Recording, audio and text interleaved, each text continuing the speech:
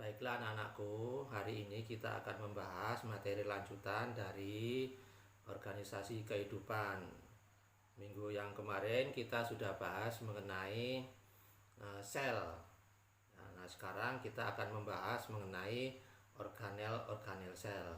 Oke anak-anakku, kita akan membahas satu persatu mengenai organel sel. Yang pertama yaitu nukleus.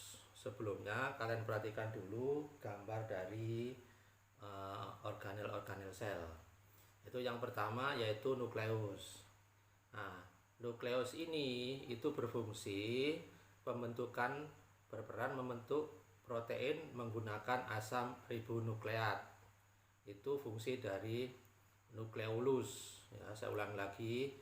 Yang pertama yaitu nukleolus, yaitu berperan dalam pembentukan protein menggunakan asam ribonukleat. Singkatannya yaitu RNA. Kemudian yang kedua yaitu nukleus. Ya. Nah, nukleus ini itu atau istilahnya inti sel, yaitu fungsinya itu mengontrol semua aktivitas yang terjadi di dalam sel, termasuk pertumbuhan dan metabolisme sel, yaitu fungsi dari nukleus. Kemudian yang ketiga yaitu ribosom. Itu bisa kalian lihat gambarnya. Itu nanti bagian-bagian dari organel sel. Ribosom ini yaitu mempunyai fungsi yaitu mengolah atau mensintesis protein berdasarkan instruksi dari RNA. Itu fungsi dari ribosom. Kemudian organel yang keempat yaitu vesikel. Ya. Nah, vesikel ini yaitu sebagai lubang saluran atau wadah transportasi untuk menyimpan dan mengangkut zat di sekitar sel dan ke membran sel. Itu fungsi dari vesikel.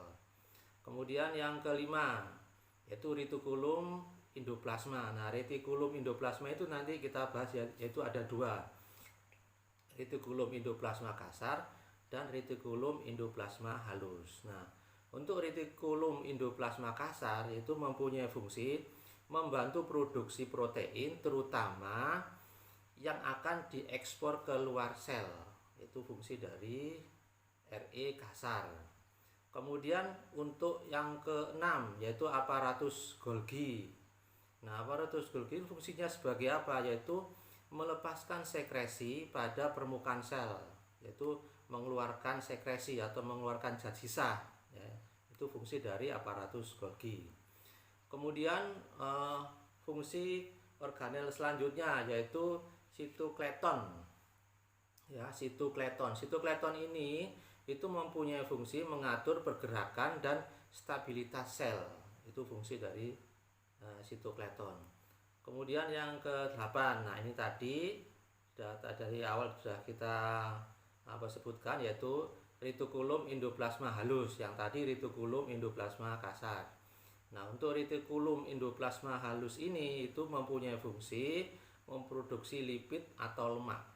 Itu fungsi dari retikulum endoplasma halus. Kemudian yang ke-9, organel yang ke-9 yaitu mitokondria.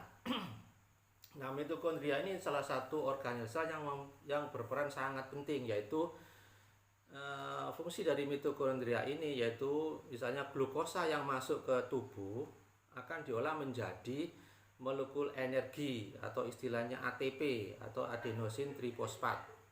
Jadi istilahnya fungsi dari mitokondria ini tuh menghasilkan energi. Itu fungsi dari mitokondria. Kemudian yang ke-10, organel yang ke-10. Organel yang ke-10 ini yaitu vakuola. Nah, vakuola anak-anakku ini banyak terdapat di sel tumbuhan. Ya.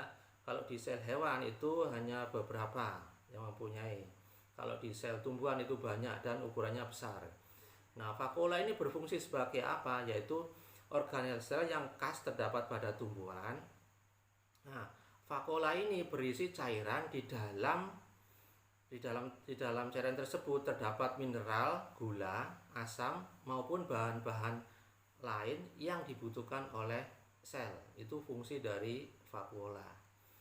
Kemudian yang sitoplasma, ya, organel sitoplasma. Nah, organel sitoplasma ini banyak mengistilahkan yaitu cairan sel.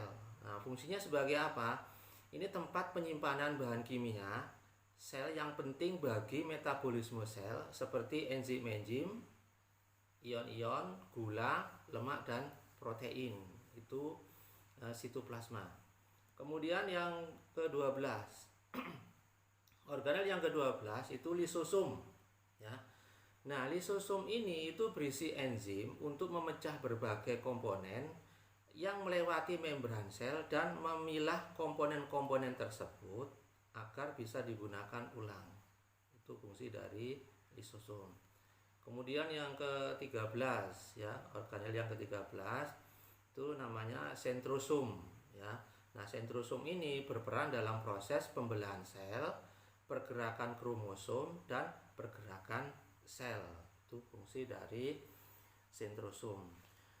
Kemudian yang ke-14 yang terakhir yaitu membran sel. Membran sel ini itu melindungi sel, ya, untuk melindungi sel dan sebagai sarana perpindahan keluar masuknya material sel. Itu fungsi yang dipunyai oleh membran plasma.